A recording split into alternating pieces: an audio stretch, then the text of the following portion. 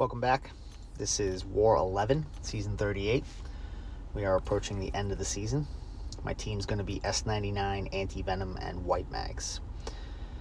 And I'm actually going to be taking a fight with White Mags. So, my wife was away for the weekend, so I had the kiddos, and in the process of doing bedtime with my daughter, I ended up not only putting her to sleep, but I put myself to sleep as well. So, as things cleared, everybody was waiting on me, and I ended up being an hour later than I told them I would be.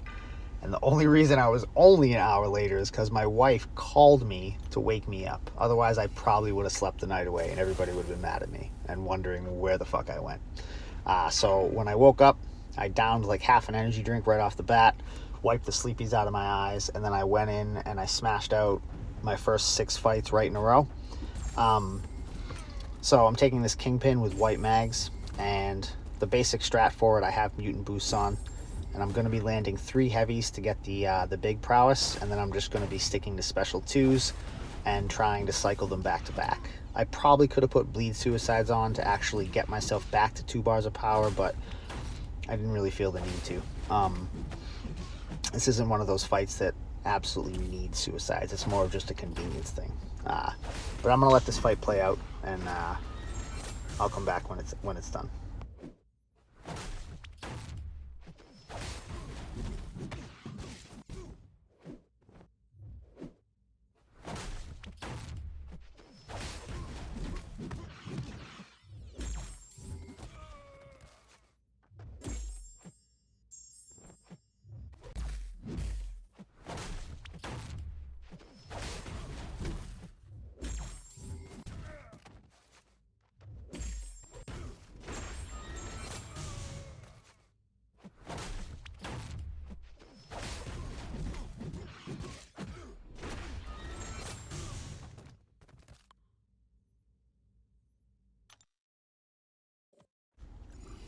Alright, so next up here, I got this Sassy, and on this node, when you repeat the same basic attack, it's going to give you the placebo, which is just going to pause my debuffs, right? So, right off the bat, I want to land a heavy to put the exhaustion on him, which is going to turn off his rage stacks, which should turn off his wrath and his regen. Although, he is going to end up getting regen in this fight, and I'm not entirely sure why. Because he doesn't actually build any rage stacks. I've had situations where he's built 1 or 2 before I've got the exhaustion on, and he's still gotten the regen.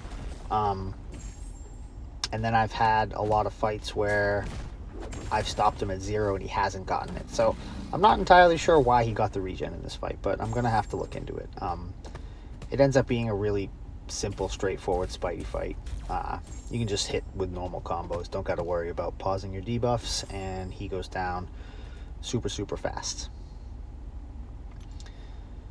And then next up, I have this Mojo. Now, I forgot to change my masteries for those first 2 fights. I still had defensive masteries on, so I realized that, and I actually changed them to like my proper S99 masteries before going into this Mojo fight, and then I switched my boosts over because my next 4 fights are going to be with S99. So my basic strategy for this Mojo is, because it's one of those placebo nodes, I don't really have to worry about pausing my debuffs at all. I can just use the node to my advantage and pause them that way.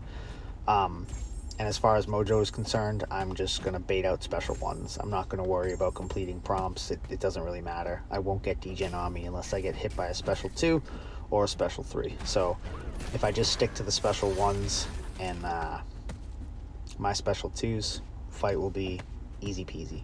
And he's going down really, really fast here. We're only about 20 seconds in or so. Gonna get to this special 2, and it's pretty much gonna finish him. Yep, it does finish him. See, there you go. Down goes Mojo. And then after him, I have this Kitty. I've taken this fight once before, and it's actually a really simple S99 fight. Even though you wouldn't really necessarily expect S99 to be a good counter to Kitty, he does a real good job. Just because you don't really have to hit her too much. And as long as you don't let her get to 10 prowess and you just bait special 1s from her, and let them hit your block to remove the prowess, you're good to go. And then you don't have to worry about EMP because you can't get buffs, and the node will just pause your debuffs for you. So he just he makes it really simple. The one part you have to worry about on this node is if she has 3 prowess or more and you go to hit her block and she decides to randomly try and intercept you, because you're gonna get hit because she's gonna phase, and that could be a bad time. So you just have to be wary about how the AI is behaving, and just make sure that she's fully committed to a blocking stance before you go in to try and hit her block. And then next up, I have this thing on 46. Now, I've taken this fight once before, and Fur messaged me prior to plans coming out and asked me if I could take it again. And I said, yeah, absolutely, no problem. So the last time I took it, it was about 1.5 minutes, and I'm actually going to make it faster this time. Part of that is because the AI this time is a bit more cooperative. The first time I took it, he threw 2 special ones at around 10 or 11 rock stacks, which then forced me to get him back up to a special 1 by hitting his block, which just ended up making the fight longer and slightly more dangerous, but it was still a very safe fight the first time. So the start of this fight is the most important part. I need to let him get some of those block penetration charges, just because I can't throw my special 2 until I've gotten him to throw a special 1 with 15 rock stacks. And in order to do that, I'm gonna have to hit him. Now, I probably could hit his block in order to get him up to the 15 stacks. However, I tried that the first time, and he didn't want to play passive, and that's why he ended up throwing specials. So this time I said, you know what, screw it. I'm just gonna hit him, and then once the fight gets going and rolling, he won't end up getting too many of them. And it ended up working out for me. He goes down in about 1 minute. And then I have this Mordo here on 48. So this guy is gonna catch me this fight. Now, I don't know if part of this was because I was not like super awake. I was still a little bit groggy or what, but I play the start of this fight the normal way, and here I back off to try and get him to come in before his power gain starts, but he doesn't go for it. So I don't have my debuffs paused, and I can see that my wither's getting low. He goes for a heavy. Finally, I get a pause on my debuffs. I parry him, and then I go for 2 hits while I'm faltered, and I'm like, get your head in the game, dude. Get your head in the game, right? Go to back up here. He catches me on the dash back, takes my invuln boost. At this point, I was like, you motherfucker. And from here, I'm just going to get aggressive, and I'm going to finish him off real quick. Him catching me like that woke me up, and I was like, nope, not getting stuck in one of these slow falter cycle kind of Mordo fights here. And I just put the pedal to the metal and finished him off real quick. It actually ended up being faster than my normal Mordo fights there too, somehow. I don't know how. And then last up, I have Mangog on 54. So I have a Mr. F pre-fight on this from Ave, because we had an extra one.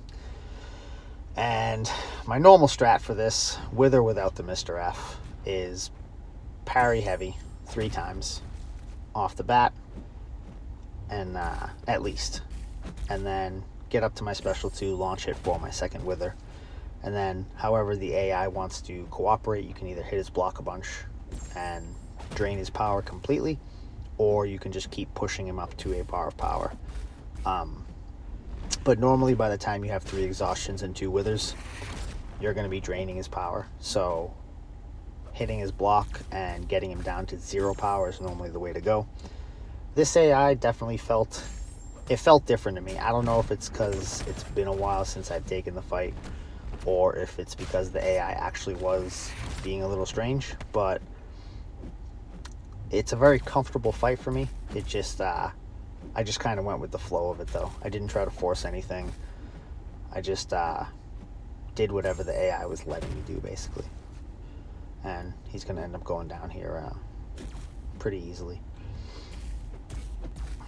I think I'm going to drain his power here, yeah.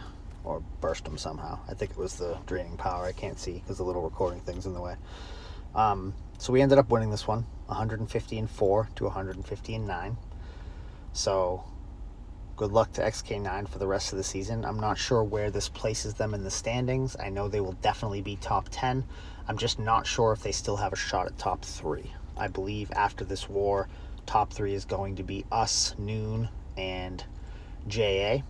And it's all going to come down to the last war for first and second.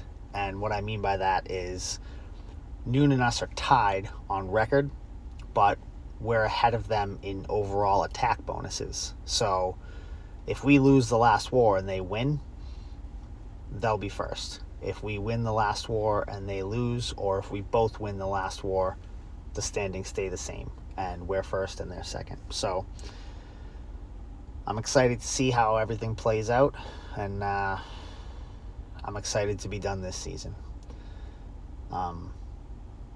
Yeah, it's been a long one. It's been a fun one, but man, it's been a long one. We've had some crazy matchups this season.